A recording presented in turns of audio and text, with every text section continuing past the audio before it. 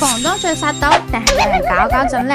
呢幾日嘅熱搜啊，黐實晒房東稅呢3個字，搞到我哋全城嘅租屋樓心慌慌添。喂，唔係啩？日前嘅住房周期合同啱出啊，啲專家明明讚到天上有地下冇，仲話會規範我哋嘅租房市場添。點解依家突然變成房東稅啊？係咪有人專登帶節奏呢？等我踢爆呢啲謠言啊，搞清楚呢幾點。第一，個人房東唔備案會唔會被罰呢？睇真啲條例原文，罰只針對機構。個人房東啊，根本係冇講點罰，兼且租客仲可以自己拎合同去備案㗎。第二，隔斷房全面封殺，廚房陽台出租罰2到10萬，亂收水電費、亂加電費，直接違法冇得玩啊！第三，租客自用學位，備案合同可以作為子女入學落戶嘅憑證，真正實到租購同權啊！再返到最開始嗰個問題啦，以後租房係咪要交稅呢？答案就係隨時可以收稅，但係不一定。